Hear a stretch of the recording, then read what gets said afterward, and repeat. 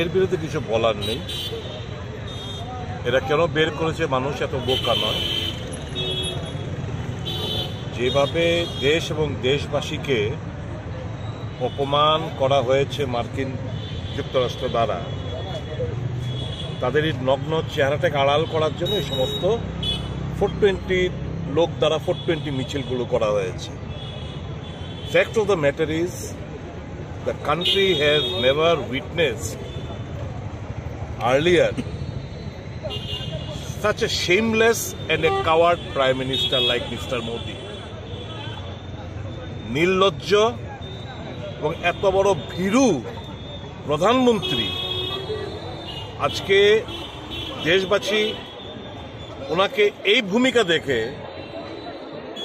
দেশবাসীর মনে একটাই, enough of enough is enough, please step down.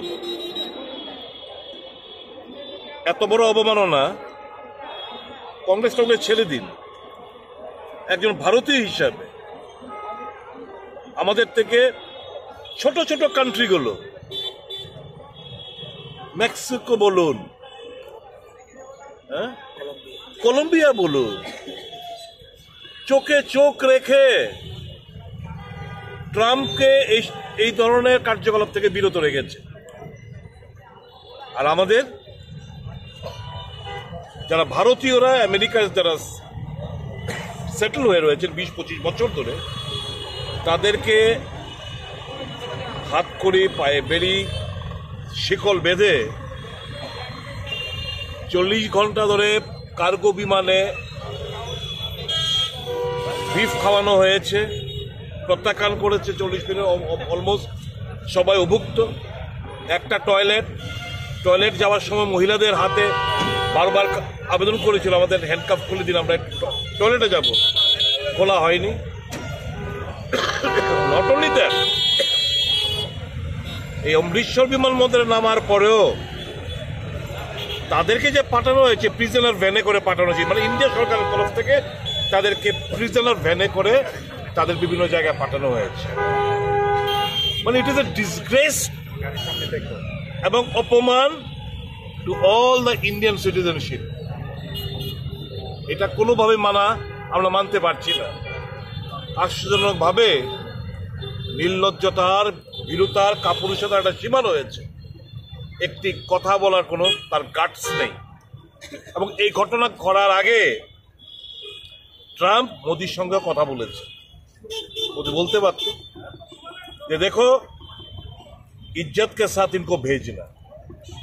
যেরকমটা অন্যান্য দেশে, অন্যান্য মুলুকের যারা নাগরিক তাদেরকে যেরকম ভাবে পাঠানো হয়েছে, কিন্তু আমাদের এত বড় অপমান, as if they are thieves, dacoit, robbers, criminals, antisocial, এবং antisocial criminalsরাও যারা হিউম্যান রাইটসের কথা বলে আমেরিকা, তারা এরকম একটা নির্লজ্জ এত বড় একটা কাণ্ড করতে পারলো। এটা করতে পেরেছে কারণ prime minister is a coward prime minister. Our prime minister নির্লজ্জতার সীমা ছাপিয়ে গেছে। কাজেই দেশবাসী আজকে দারুণভাবে তাদের প্রচণ্ড ব্যথা নিয়ে হৃদয়ে প্রচণ্ডভাবে ব্যথিত। আমরা ওনার মিনিমাম সেন্স তো নেই, সব কিছু কোনো গদি মিডিয়া কোনো কিছু প্রকাশ করছে না। থ্যাংক ইউ, আপনাদের মধ্যে অনেকে করছেন, কিন্তু ন্যাশনাল যে চ্যানেলগুলো কোনো ধরনের খবর নেই, নো নিউজ।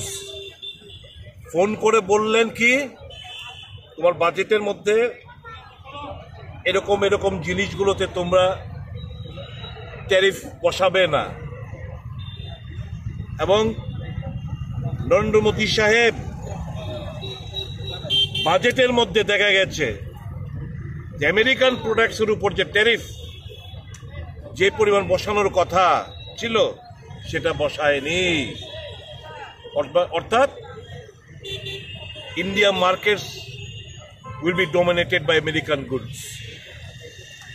তাহলে এই যে এই ধরনের মানে কি টোটাল হি হ্যাজ সারেন্ডার।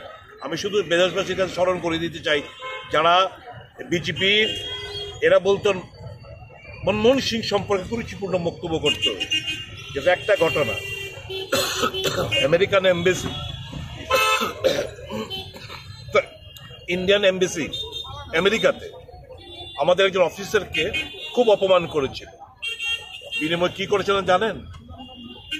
আমাদের এখানে ইন্ডিয়ার মধ্যে যে আমেরিকান এমবেসি ছিল নিউ দিল্লি, সমস্ত সিকিউরিটি সমস্ত কিছু প্রত্যাহার করে নিয়ে বলেছিল face the music of the Indians.